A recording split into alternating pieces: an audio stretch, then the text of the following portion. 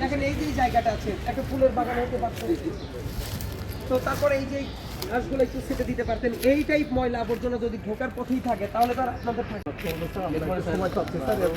কিন্তু এরপরে ইমিডিয়েটলি কালকে থেকে অ্যাকশন শুরু করবেন, এরপর থেকে কোনো একটা সার্টেন ভিজিটে এসে যাতে আমি এই জিনিসগুলো না পাই। অনেক অপরিষ্কার ক্যাম্পাস এইটা, এই ব্যাপারে অবশ্যই তদারকির ব্যবস্থাটা করা উচিত। কারণ ক্যাম্পাসটা যদি এত অপরিষ্কার ভাগার হয়ে যায় তাহলে মনে হয় যারা এই জায়গায় ট্রেনিং নিতে আসে এবং যারা ট্রেনিং দেন তাদের আসলে মানসিক স্বাস্থ্য বা শারীরিক স্বাস্থ্য কোনোটাই ভালো থাকার কথা না। সেই কাজটা আমরা ফিল্ড ভিজিট করে করেই করার চেষ্টা করছি।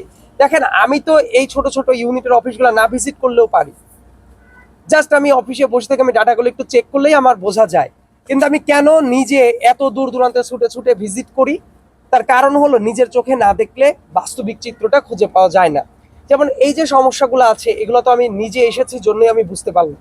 তবে পাবনার এই জায়গাটা খুব ভালো একটা জায়গায় প্রতিষ্ঠানটা, অফিসাররাও তৎপর আছেন। আর একটু তৎপর হলে আমার কাছে মনে হয় যে খুব ভালো একটা নজির তৈরি করার মতো প্রতিষ্ঠান আমাদের এই পাবনার এই সেন্টারটা হতে পারে। যে আমার একটা প্রশ্ন ছিল মাননীয়, আপনি এখানে আসার আগে আমাদের কাছে যে তথ্যচিত্র আছে সেটা হচ্ছে এই যুব উন্নয়ন প্রশিক্ষণ একটা পরিসর গোয়াল ছিল।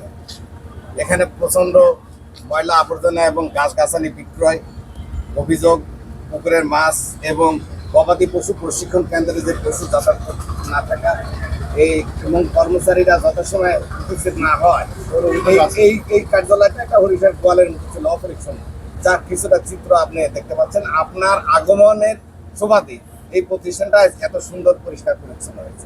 না মোটেই আমি বলি, আপনি যদি মনে করেন যে আমার আগমন উপলক্ষে পরিষ্কার হয়েছে, I am not satisfied at all. কারণ আসার পরেও অনেক জায়গায় সিঁড়ির নিচে বিভিন্ন জায়গায় আমি ভাগার দেখতে পেরেছি, সেজন্য দায়িত্বশীল ব্যক্তি যারা আছেন তাদেরকে আমার যথাযথ মেসেজ আমি দিয়ে দিয়েছি।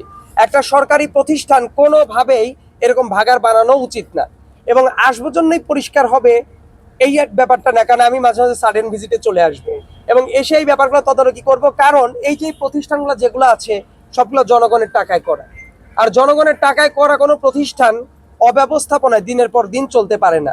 অন্তত আমাদের জায়গা থেকে আমরা চেষ্টাটা করছি সেই তদারকিটা করা। ধন্যবাদ, এটা আমাদের প্রত্যাশা ছিল, আপনি এটা তদারকি রাখবেন। এবং একই সাথে আপনারা যেহেতু পাবনার বিটগুলো কাভার করেন, আমি নিজেও যেহেতু পাবনারই সন্তান, আমার একটা প্রত্যাশা থাকবে আপনারা সমাজের দর্পণ, সাংবাদিকেরা আপনারাও একটু খোঁজখবর রাখবেন যাতে করে সিস্টেমটা ঠিক মতো চলে। তার কারণ হলো যুবকদের কর্মসংস্থানের ব্যবস্থা যদি হয়, এলাকার প্রতিষ্ঠানগুলো যদি ভালো চলে, সেটা তো সরকারের পাশাপাশি আপনাদেরও একটা ভালো লাগা তৈরি করবে এবং যারা এই পাবনাতে আসবে তাদেরও ভালো লাগা তৈরি করবে।